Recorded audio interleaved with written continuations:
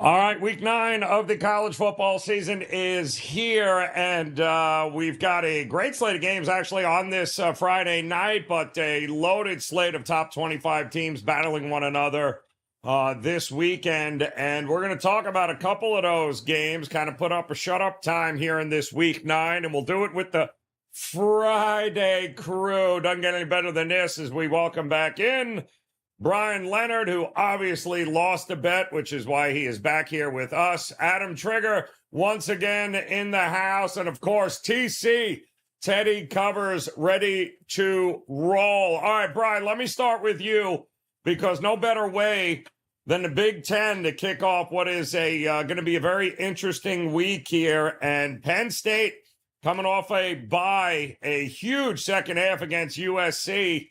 Then they got to relax a little. Now they got to go to Camp Randall. They're laying almost a touchdown, taking on a rejuvenated Wisconsin team who loses their quarterback, and then all of a sudden, somehow or another, they're dropping 40 points a game. I believe Ohio State on deck for Penn State. Do you like laying points at Camp Randall here?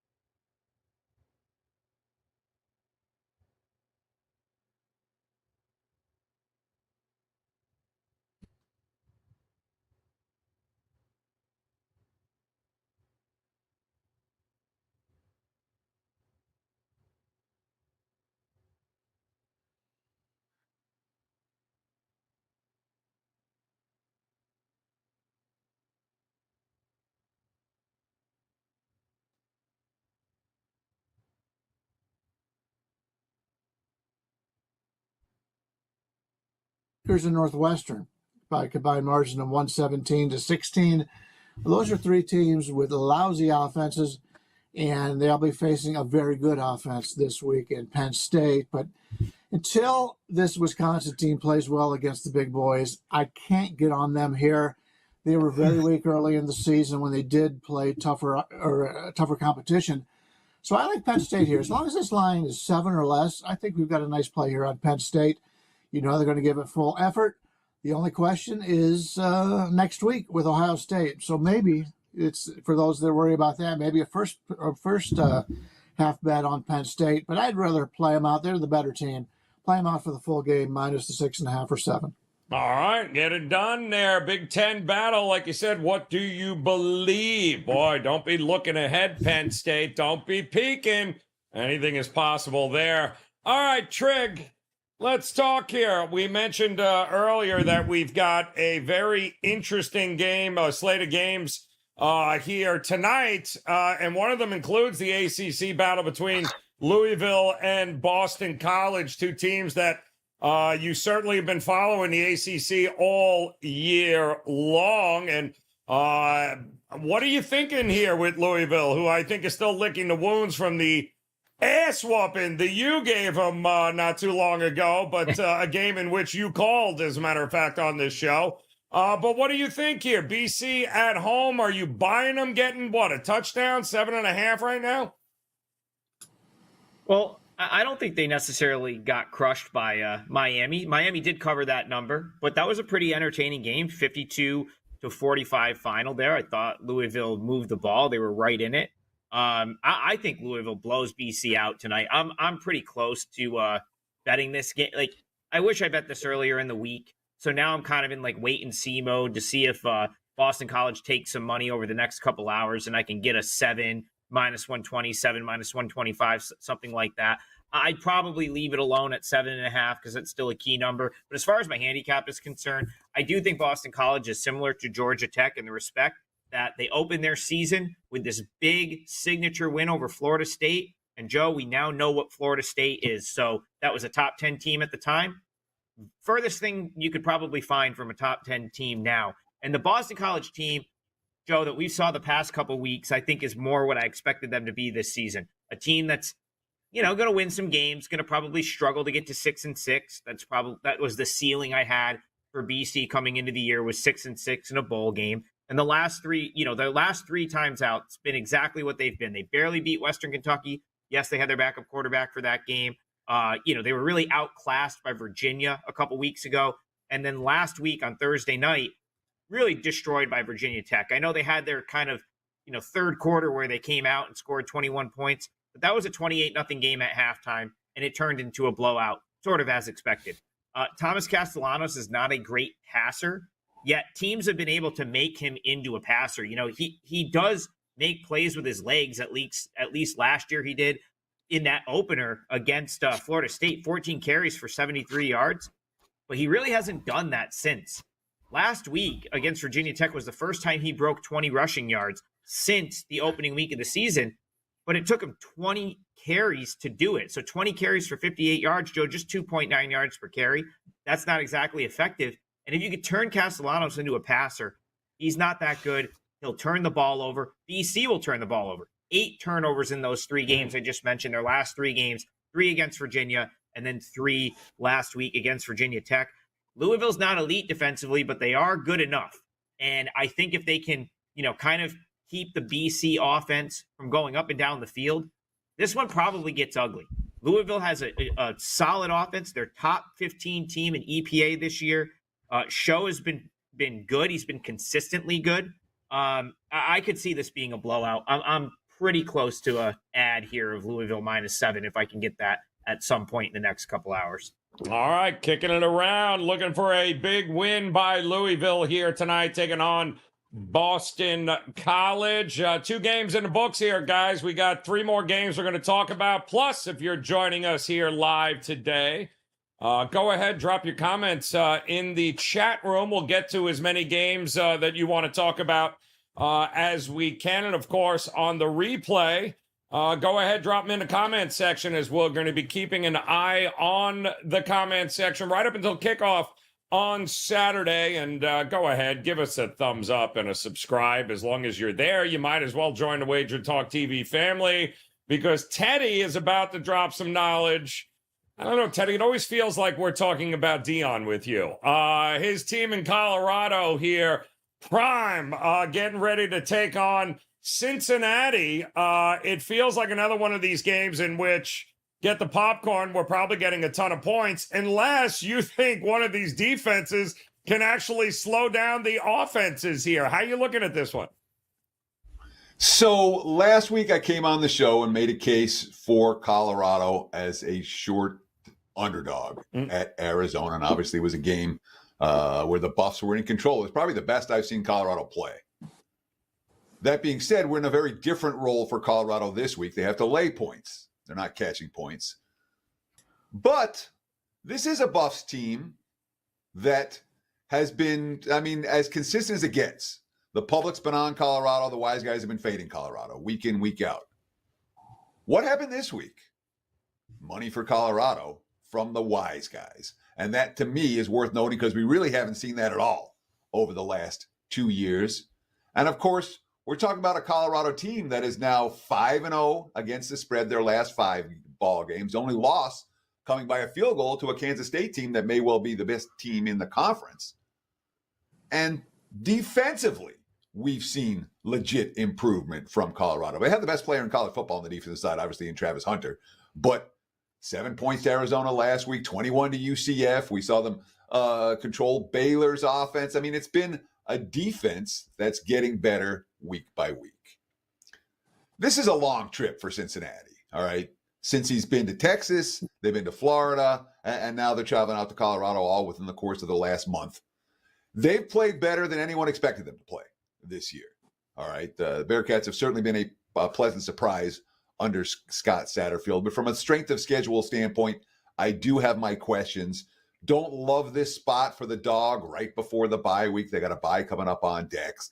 And Colorado is not a team I'm in any rush to stand in front of. as funny as that sounds, betting against Colorado a lot down the stretch last year. You look at the schedule this year: Cincy, Texas Tech, Utah, Kansas, Okie State. There's not a team they can't beat down the stretch. And of course, we talked about that defense, 107 yards per game better than last year. I think there's still value on Colorado, even after this strong point spread run. It's Buffs or pass for this better. Ooh, all right. Buffs are back. He said the same thing last week, looking at them as at a short price dog. He's following it up this week. If it ain't broke, people, we don't fix it. You know how that works. Shout out to those of you joining us live, by the way. FB Coach is in the house, and I made the mistake of asking if anybody had any questions about games. He is still listing games, in fact. I think he is still typing, and we're already through half the board here. So we'll get to those. FB Coach, I promise you, man. And a big shout out to D Best in the house on TikTok joining us here. He likes the idea that maybe the wise guys are on Colorado in this one. It's a great slate of game, a lot of top 25 teams. So going head to head here in week 9. It's mostly because one of those is Navy, but that's a whole different argument. But got a question, drop them in the chat. While we'll go roundtable with 2 of the bigger games coming up this weekend. And what do you do with the number 1 team coming off I don't want to say embarrassing loss, but when you don't even gain 40 yards in the first half against Georgia, I guess maybe that is a little bit embarrassing. And Bryan Leonard, let me ask you, number 1 team in the country gets bulldozed by Georgia, now has to take on a team that, well, they don't like to lose, much less not cover in these spots as a dog. I believe 4-0 as a dog, 3 outright wins. Is this a team we want to be laying 18.5 against here?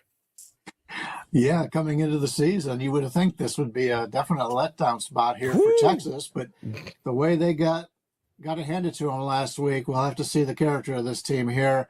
As I'd mentioned before, a team that looks great one week and looks to be the team to beat, can always take that loss, and then all of a sudden they're gone for a while. So this is a telling game for me. I'm not involved in this game because I think this is a game we learn from. But yeah, you mentioned the Longhorns flying high until last week, stepping up in class, and we'll see how they bounce back here.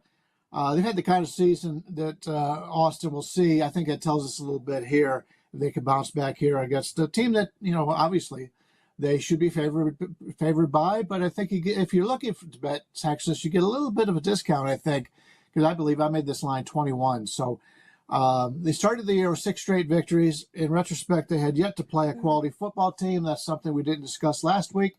31-12 win at Michigan at the time looked very impressive. Not so much now. Wins over Mississippi State and Oklahoma don't mean the same as it would have in other seasons, as both those programs are down. You mentioned Vandy. I'm become a big Vandy fan this year. I like what they're doing. I'm always rooting for underdogs who start to put it together. This Vandy team has been so bad over the years that it's a program that you got to be pretty smart to go to Vandy.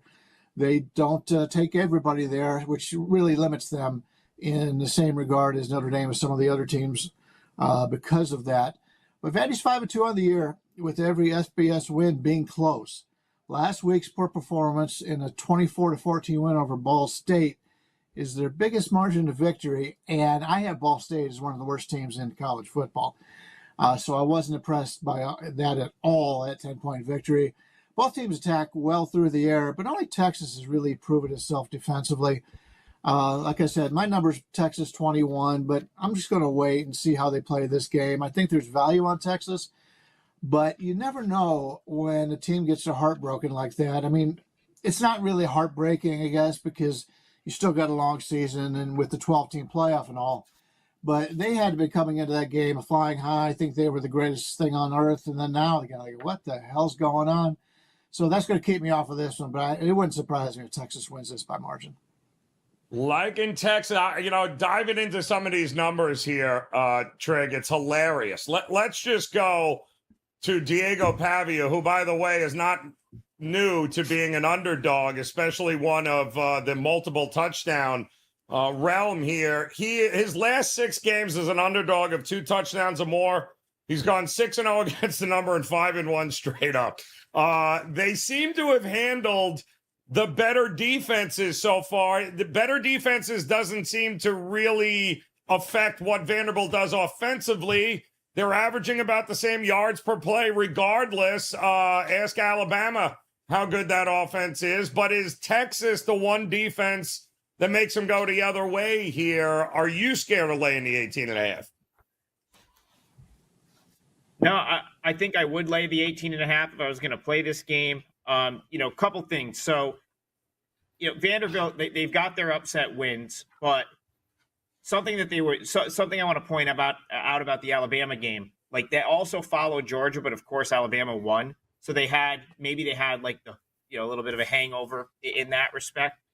Texas did not win last week, as you know, Joe. They kind of got embarrassed, and I don't think that you're going to see a scenario where Texas is caught off guard here, especially with the fact that now Vandy, they have a win over Virginia Tech, their win over Alabama, and they beat Kentucky. So that's one reason that I don't think Texas is going to overlook Vanderbilt here. The other being their win over Alabama, right? Like we've seen Vanderbilt come out and pull the big upset. Had Texas blown out Georgia last week, Joe, I think I'd be more likely to say, okay, maybe Vandy could hang around and surprise again. But, the way that Vandy was able to sort of win that game against Alabama, they caught them sleeping early, and then they were able to just sort of control the ball, like control the clock, eat up some clock, have long possessions. But some of that you can't do unless you get ahead early. So they had sort of like the good fortune of being ahead in that game, which allowed them to have longer possessions, keep Alabama off the field. I don't know that they catch Texas off guard, so I don't know that they're playing from ahead, and then it all kind of goes out the window. And I think if you've got Vandy playing from behind here, they could really be playing from behind, at which point it probably gets ugly. And I lean toward Texas probably winning this game by 3 or 4 scores. All right, expecting a big bounce back in this spot. Teddy, how do you approach these situations, right? You get a team that was a favorite, top number 1 team in the country. I mean, there's no shame in losing to Georgia. They're a pretty damn good team and have been pretty good now for the last couple of years. But against anybody but Vandy, which doesn't really seem to give a crap what your background is, does it matter to you, or do you tend to just avoid games like this? So I'll say this. There's not a chance in hell that I'm going to lay points with Texas in this game. I know both these guys. I understand what the power ratings say. But from a situational standpoint, all right, here's a Longhorns team, and I know their path to the playoff is still very live.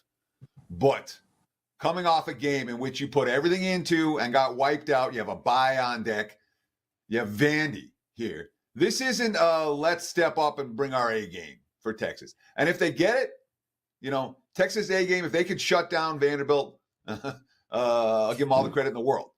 But it doesn't feel like that type of spot. And certainly the long-term trends show that. 6-0 teams off their first loss of the season as a favorite in Game 7. The bubble burst teams, stat from Mark Lawrence, those teams 8-19 ATS away in conference contest the following week. And again, it's not like Texas has to win this game by 3 touchdowns. They get out of here with a 7-point win, they're just as happy. 14-point win, they're just happy. And Vandy, no, it's very clear. You don't want to lay points with Vandy. Saw that last week. But when a team covers again and again and again as a dog, you take that team as a dog. Vandy, this isn't something new. This isn't something different. They've been doing it all year. Plus 13 at Kentucky, plus 23 versus Alabama, plus 17.5 in Missouri, plus 13 against Virginia Tech. None of those were sweats for the Commodores. They were in the games, all right, with a chance to win. Their biggest defeat this season by 4 points against Georgia Southern. You know what I mean? I think Vandy hangs around. I will take the points if I get involved in this one. And it's a play that may well be on my client card by the time everything comes out at the end of the day. Is it fair to think, Teddy, is it correlated at all with if Vandy's in this game, we're probably going over? If Vandy's not, no, you like it the other way? There's not a strong enough correlation for me to say A versus B, and this is why. I would not be surprised if Texas has a flat game offensively here. I would not be surprised if Texas come out and is flat as a pancake in this contest early on. And if Texas comes out and scores 3 touchdowns in the first 3 drives, so be it. Yeah, I'm going to be wrong. But my hunch here is that Texas, I worry about them letting down early on in this one. I don't like the spot. I don't like the travel spot. I don't like anything for the Longhorns this week, but it doesn't specifically correlate to over. Texas offense may not be clicking on all cylinders either. Going to be an interesting one. We'll learn a little something about the moxie of this Texas team. Can they go in there, get the win, which ultimately is probably the only thing that matters now with a 12-team playoff, which is interesting here. Don't forget, guys, hit the thumbs up if you could. Don't forget to subscribe if you're joining us here on Wager Talk's College Football Kickoff Show. We got one more game we're going to break down, then we'll jump into the chat room here, grab a couple of games that you guys are interested in this Week 9 slates. Let us start with, or let us end here with our roundtable in the SEC. Why not? As Texas A&M at home taking on LSU. I give up on LSU. I can't figure this team out. They are, I can tell you this, they're going into the spot. These teams have split the last 6 times that they have played. The underdog has been a profitable bet in this series. LSU seems to have figured it out defensively. I'm pretty sure Teddy told you that last week here. We already know A&M at home is going to bring the defense. I could not have been, Bryan Leonard, more impressed with A&M at home against Mizzou, who was coming off a bye. And just an absolute thrashing by A&M. In the meantime, we saw the Ole Miss game with LSU. They followed that up with a nice win. So when it put it all together here, is this a defensive battle, offensive battle? Who are you favoring one way or the other here? Good points. Before I get to this, I just want to touch on something Teddy said. It was the Mark Lawrence angle of basically heartbroken because you've lost.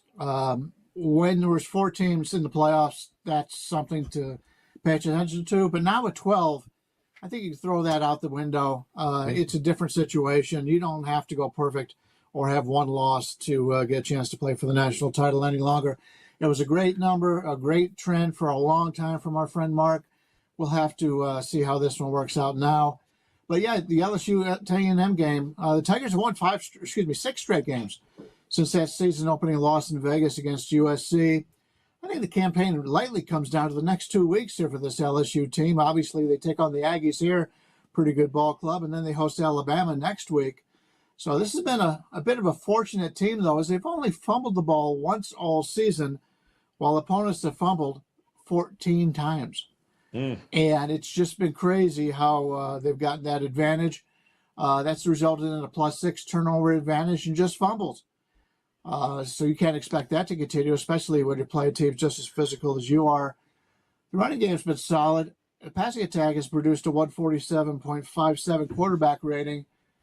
The defense has been burned occasionally through the air, but as you mentioned, they're starting to play a lot better defensively now.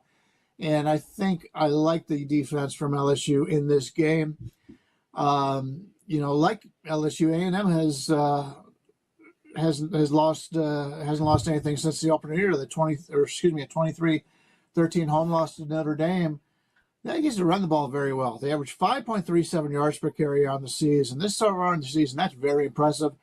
And like their opponent in Texas A&M, they've only fumbled once all year. So that running game has been really good for Texas A&M. Our line in this game, unfortunately, is A&M by a single point, which is what it is right now. So that's not going to get us involved with this contest on the side selection. But because of the importance of this contest and the way these defenses are playing now, I think this is going to be a more conservative game because it's such an important game for both of these teams. I would expect both teams to take care of the football, which they have done all season long. So we're going to play this game under the total. I think if I was to play this one at all, that would be the way I would take a look at this one. Yeah, I agree with you there, Brian. The defenses have been extremely impressive. Trig, what do you think? I mean, the Aggies have been pretty good at home, and too. I think 11-2 straight up run at home here. LSU under Kelly's not been actually great against the number away from home outside of LSU, 4-11 against the number, Trig. Under Kelly here at LSU, plus it's their second straight road game. Do you trust LSU to go on the road and win this game outright? I mean, I don't trust Texas A&M. Now, to your point, Joe, I believe the home team is now won 7 straight in this series. Yep. Someone would have to check me on that. I thought I had that written down correctly. I'm not a huge believer in Connor Weigman. So I don't really want to bet Texas A&M. I was impressed with LSU last week. I thought their defense was really impressive. They took the run away from Arkansas, just 38 rush yards for the Razorbacks in that game, forced 3 turnovers. Like, I kind of lean toward, I agree with Brian. Feels like a tight game that stays under. Not one, I would have liked LSU a day or two ago when this was like 2.5 or whenever it was, like they were catching a couple points. Now at 1, I don't see much value there, but the defense has been really good for LSU. Their pressure rate has been very good. So I don't think I see Texas A&M doing a ton offensively here. So if the A&M defense can kind of do their part, I agree with Brian. It feels like this one probably is a tight game that stays under that 55 total. It feels like a lot of points for a pick'em game. Teddy, are you leaning one way or the other? I mean, Elko's done a great job. I mean, both these teams lost the opening game of the season, then they've rattled off all these wins. So I love teams that seem to be getting better and better and better in each week, and the eye test tells me both these teams are figuring some things out. Tough spot for LSU, second game on the road and a tough place to play. Can they get it done, or would it be the home team for you? So it's I'm going to mirror a lot of what these guys have said because I agree with it.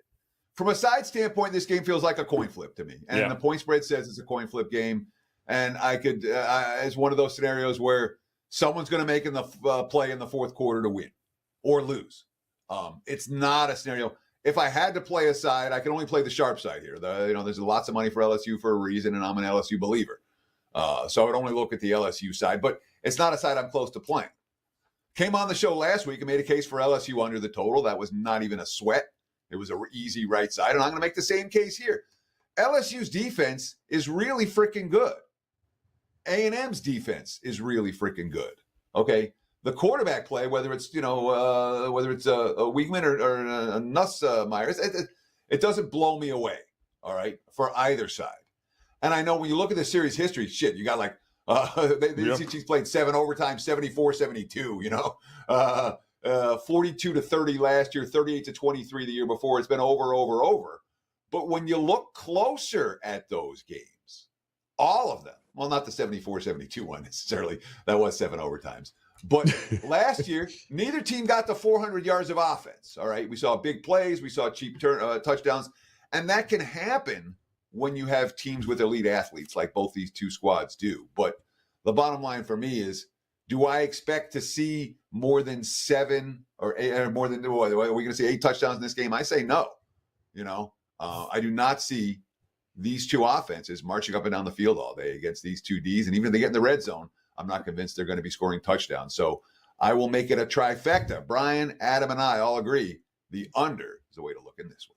All right, liking the under in this one here. That's a clean sweep, so let me just get that over bet in. All right, there we go. 4 guys all agree on the under. What the hell could possibly go wrong with that play there? But should be a good one in the SEC. Don't forget to hit that like button, thumbs up, subscribe. We would certainly appreciate that. And more importantly, if you have a question about a great Week 9 slate here, guys, drop them in the chat. We're going to run through a couple of these games that you guys have been asking about in the chat room. And again, if you're watching it on the replay, drop them in the comment section because we will be monitoring that and answering questions right up until kickoff. So if you got a game you want to talk about, let's go. And of course, I think FB Coach 13 is finally done listing the games he has interest in.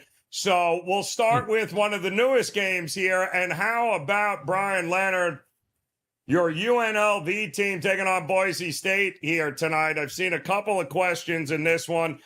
Is it crazy to me, or is this kind of like, this is a pretty big game because the winner of this game probably has a really good shot at being that Power 5 school, right, that ends up making the playoff or at least is on track to there. This would be a huge win for both of these teams. The question is there a lot separating these teams? Is there any way we're looking at an under in this game tonight? What do you think of your UNLV running Rebels getting points at home?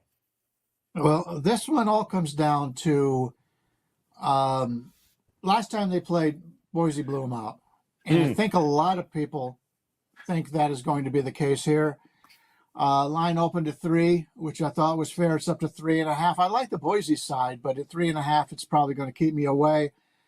They've proven it year in and year out. I like this UNLV team, but I gotta mention it while Trig's on the show. His Syracuse team really impressed me when they played UNLV earlier. Yep. No longer my team after last night. Yes. Now after yesterday, I have to question how good UNLV is at this point. So I don't want to back UNLV here. We'll see what happens. I may end up going to this game. I think it's going to be the biggest college football game for UNLV in a long time, other than a bowl. So big game for this city and for UNLV. But I just don't think they have the talent enough to beat Boise. Boise's a team. You get consistent efforts from each and every time they play. UNLV, as much as I like him, the quarterback has been very inconsistent since he's taken over the role. When he's been good, he's been very good. But he's not very accurate in my regard. So I like the Boise side, but we've lost a good number of 3, so I'll be passing. So, Teddy, let me ask you a question about this game and UNLV and because I've heard it brought up a couple of times over the last few weeks when looking at teams like a UNLV who are quite honestly maybe the best damn special teams college football team I have ever seen this group is unbelievable. They always make a huge special teams play when they need it the most, much like we've seen with Harbaugh and the Ravens in years past. How much do you factor that in when you look at a game like this where two teams, for the most part, might be pretty even? That's a great question, Joe. That really is. And if you talk about a sneaky way to be able to make money in college football, special teams are absolutely a piece of the equation. When a team has elite special teams, it hurts all of their numbers. Their opponent gets pinned deep as opposed to getting the ball further out. So what happens? They're going to gain more yards when they score. So what's going to happen? Your team's going to give up more yardage. When you're getting good kick returns and punt returns and good field position off of a block punt or a block kick, guess what?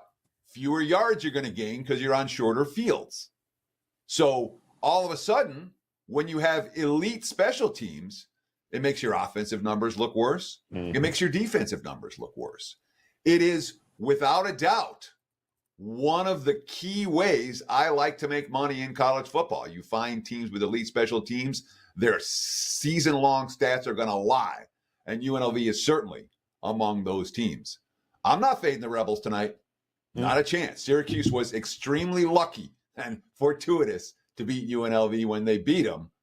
And I don't, the fact that Syracuse threw a bunch of pick sixes last night does not change my opinion about the Rebels. This is the best UNLV team that I've seen by far in my 27 years in Las Vegas. I won't be fading them tonight in the biggest game they have all year. Odom's been pointing to this game for a month and a half. Yeah. All right. UNLV is going to be ready. Wouldn't step in front of them. Yeah, no, guaranteed they're going to get a punt block, a field goal block. Guaranteed they're going to get something when they need it the most here. This is how unbelievably good this team has been. So great stuff there, Teddy. Should be a good one here tonight we're looking at. We're also hearing a lot. And Trig, let me ask you, has Gus Malzahn with the quarterback change figured things out for UCF? Because there seems to be an awful lot of people jumping on the UCF bandwagon and off the BYU bandwagon. You haven't been convinced the last couple of weeks on the show about BYU to begin with. It's not a great spot for them, but are you buying them here, or what do you think with UCF flipping as a favorite now? Yeah, so I'll talk about this game in a second. I just want to say quick, I did bet Louisville. So as you see me fidgeting with my phone over here, I'm on the site putting it out to clients. So I just wanted to say that quick. I took Louisville I laid the touchdown. So -7.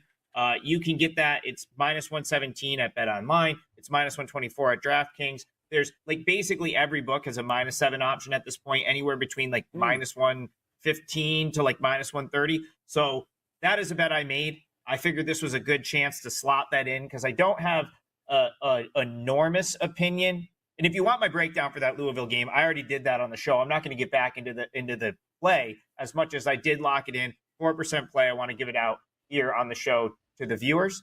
Going over to UCF BYU, I thought about UCF a little bit. I missed the move there. So I think that was like plus 1.5, plus 2 at one point earlier this week. I'm just looking to see where we're at on it now. I'm sure UCF is still the favorite as I scroll through. Joe, do you have a current? Yeah, see, that's the problem. I'm not going to lay 2.5. I suppose you could make a case. Well, you could play the money line, but even there, you're probably in the minus 130, minus 135 range. Yep. I don't really mind like selling BYU a little bit at this point. But again, I think the opportunity to do that was probably last week against the number. Taking the 10 or 9.5 or 10 with Oklahoma State. I know they kind of hold it out at the end, but I was, in hindsight, was much more comfortable with that being a close game than I am UCF winning this game, like needing them to win this game. There was a game earlier this year. I got very fortunate at a 5% play on UCF against TCU. They kind of pulled that game out right at the end. But, that TCU offense that I don't think is very good kind of moved the ball up and down the field against UCF. So I guess I have enough concerns with Central Florida where there was a reason I didn't bet it. Now I'm not going to come back and take a worse number, but I don't fully disagree with the market. So very slight lean toward UCF there for me. All right, leaning towards UCF. Gus going with Ja'Cory Brown, I believe, over KJ Jefferson, except Ja'Cory can't throw the ball out of a paper bag, but he can certainly run it, and that's what Gus loves to do here. We'll see if BYU's defense is up to the task in that game coming up tomorrow night. And another question we're getting on a number of spots here, Bryan Leonard, has to do with Cincinnati and Indiana, who just refuses to lose. Problem is, they got a MAC quarterback that ain't there anymore, Curtis Rourke, who ended up busting his thumb, I believe it was, in that game against Nebraska. So they do have a quarterback in Taven Jackson that has starting experience, and you wouldn't know he was bad. They came in, I think he was 7 of 8 for nearly 100 yards against them. They literally didn't skip a beat against Nebraska. The question is, do we trust a backup quarterback against Washington coming off a bye who's got a pretty good quarterback themselves? Tough spot here and a big number, but how are you looking at it? I'm not going to stand in the way of Indiana. I downplayed them last week. I said I couldn't wait to bet against them, and I ended up playing Nebraska, and it was my only loss on the day. So they put me in my place last week, and maybe they're a lot better than what I thought they were. But Indiana's been so pedestrian over the years in college football that, yeah, we've seen these years where they've run a few games. They'll beat Ohio State or something, or just. But this year, they're a legitimate team. But yes, as you mentioned, without the quarterback, it's hard to play here. Washington is a team that is very good, and the defense has only allowed 17 points a game for Washington. So you've got a team with a very good defense playing a team with a backup quarterback. That may be something there with Washington. But, man, maybe it's just the entire system here for Indiana is much better than it was, their offensive system than it was in the past. So I'm going to be sitting this one out. I'm going to try to learn a little bit more from Indiana because obviously my information that I had going into last week was wrong. They've really impressed me, and Nebraska's fallen off a cliff lately. So I'll pass on this one. I just don't have anything enough to play on it. But you're not avoiding Indiana because it's a backup quarterback in this spot here. It's not something that would absolutely only make you look towards Washington because the backup quarterback not in this spot, right? Yeah, we just don't know what the drop off is, and the other guys have so much success. But this is a confident team coming into this game. I'm sure Indiana thinks they're going to win and win big. Yeah, it's Cincinnati. It's amazing what a quality coach team. They don't beat themselves. Look at that. Teddy, last one of you, but let's be realistic. You knew this was coming. Michigan versus Michigan State. It's all over the chat room. So, can Michigan, how about we concentrate on a prop in this game? Will Michigan throw for over 100 yards? Yes or no? Because if they can't, I don't. Is this the year maybe Michigan State can get it done against them? I just don't know what to make of this Michigan team. I know exactly what to make of this Michigan team. They're not that good. We knew that coming into the season, that offensively there was going to be some struggle. Now, defensively, the Wolverines are still a pretty darn good team. Mm-hmm. But they are not going to move the football up and down the field against good defenses. They're not going to move the football up and down the field against mediocre defenses. And that makes me very concerned about laying any price with the Wolverines as a favorite. On the other side of the equation, you talked early in the show, you like teams that are getting better. Well, you know who's getting better?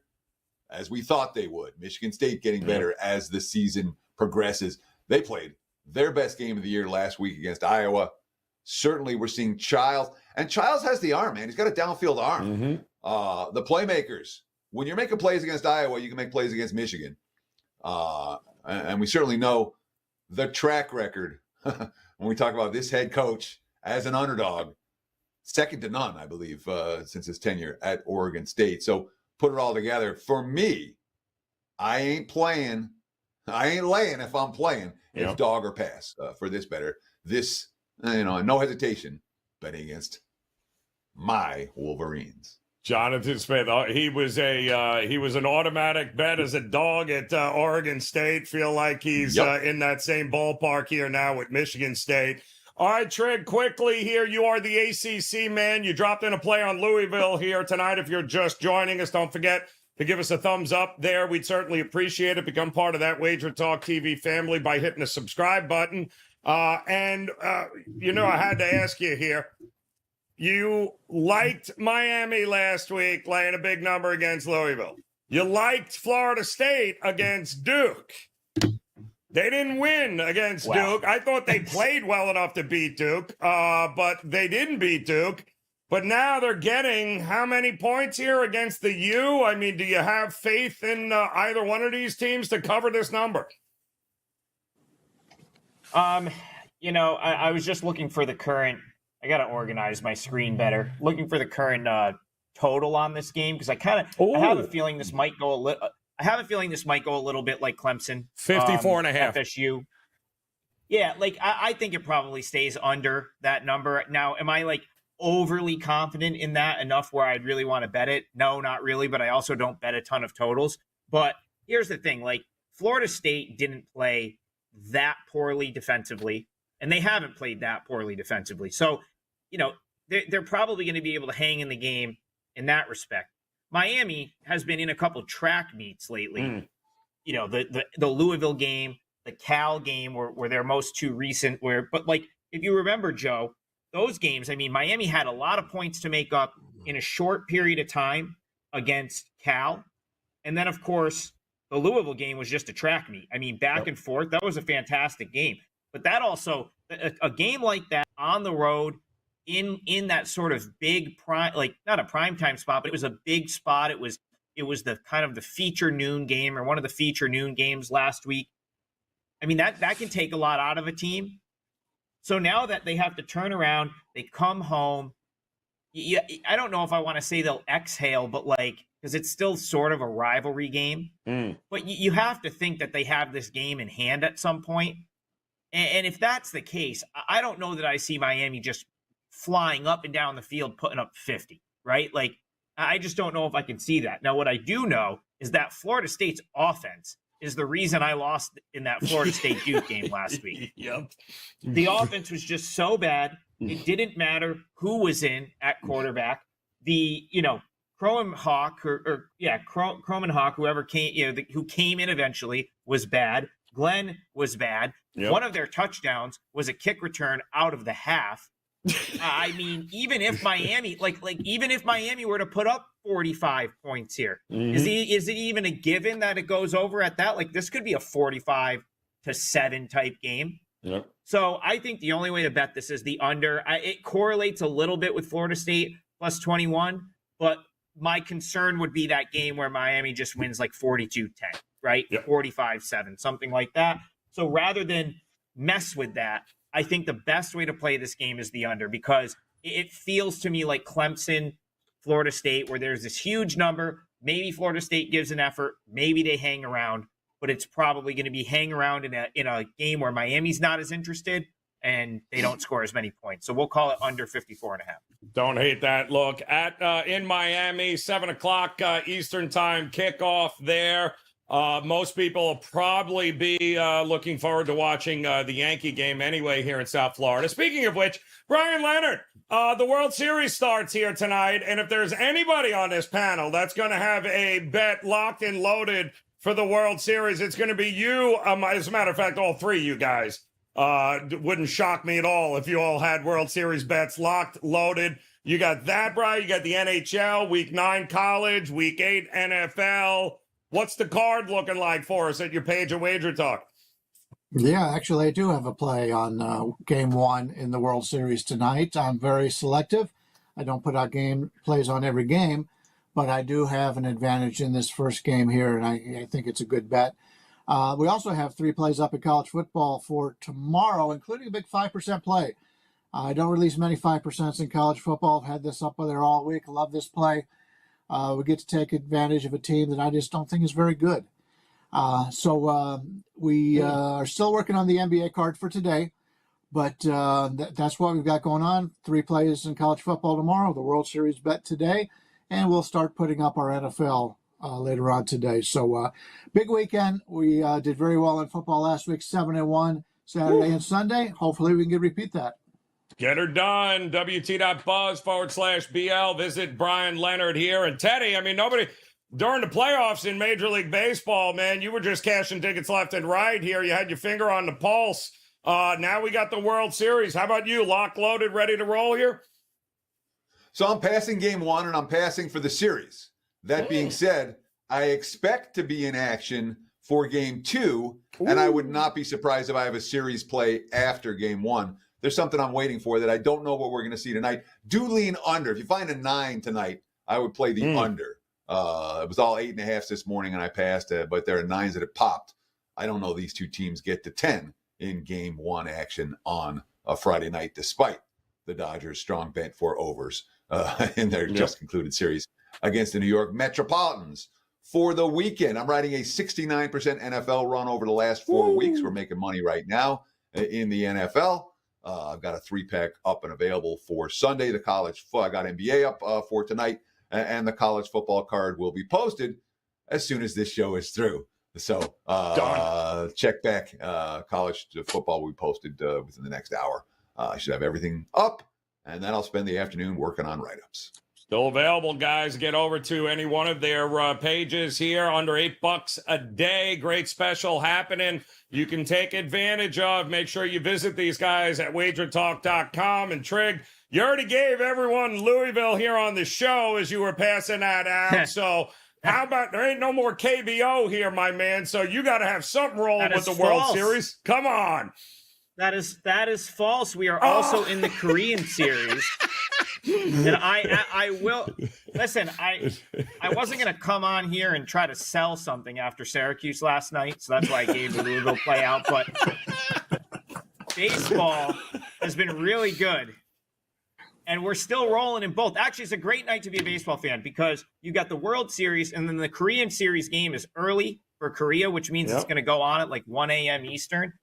That I will have a play in, and I'm going to put that up as soon as I'm off the show. I just haven't entered it yet, but that I will have a play in. I do not have a play in Game 1 of the World Series. Like Teddy, you know, once you get to the World Series, there might be like one good spot in the entire series to actually play. So I'm just going to be a spectator tonight. I kind of lean toward the Yankees just from a price standpoint, but not something I'm going to bet. I'll just be looking at, just watching that game. I did give you Louisville. That's a 4% play for me. And then all the college football. I just am going to put all of my college football for Saturday is in one package. So I'm adding everything to that package.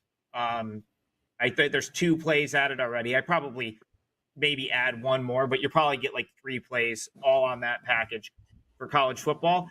I want to close it with a question to the guys from something that came up earlier, because Teddy brought that great Mark Lawrence angle up that's been a thing for a long time. I agree with Brian that it's not going to apply to teams like Texas. Where I do think it's going to apply is to the group of 5 this year. More than ever, because the group of 5 teams are the ones that are going to get their bubble burst to the point where you're not going to want to, like me, you're not going to want to get out of bed today. I had Syracuse 5% play last night. This would be the day to call in sick to work. I'm obviously here because I love you guys, but like the group of 5 teams, like the UNLVs or the Boise's or the Navies or the Armies that think they're going to that 12-team playoff and then aren't, I think that's where you're going to be able to make your money with that Mark Lawrence angle. What do you guys think? What do you think, Teddy? I agree. So 2 factors. First, for as big as UNLV as Boise is, if things break right for both these teams, they'll meet again for the Mountain West title, and that will be the game that determines who goes. So I don't know that we're going to see bubble bursts out of the one-loss teams from the non-Power 5 or from the group of 5 conferences, because there's an opportunity for them to get in still. One non-Power 5 team or Power 4 teams getting in. And that probably won't be determined until the first week of December. Right. So, but conceptually, you're 6-0. All right. You have the best, you're having the best year you've had in some time. You've got the biggest game that you have of the season. Georgia comes to town and kicks your ass. In my mind, that's not a bet on spot the next week. That is a bubble burst spot. Even though Texas still has a live path, psychologically, you're still affected by that loss. In my opinion, we'll find out on Saturday. Yep. Also comes to the fact where, Teddy, and we've said it how many times, right? The biggest thing you got to avoid is losing that Georgia game twice. And that's the risk is what you have with Texas this week. No matter how good they are, they got a shot at losing that game twice here, and that's what they're going to try to avoid there. So, guys, plenty of opportunities, though, to make it a very profitable weekend. Visit these guys over at WagerTalk.com. Don't forget, a thumbs up and the subscribe button. Become part of the WagerTalk TV family. We certainly appreciate it. Drop your questions on the games in the comment section. We will get back to you right up until kickoff. But, hey, best of luck with all the plays. And if it's big game previews you want, well, it's big game previews we got. The video on your screen is one of them right now. Go ahead, check that one out, and make sure you come back and join us again next week for week 10 of the College Football Kickoff Show. Best of luck. We'll see you again next week.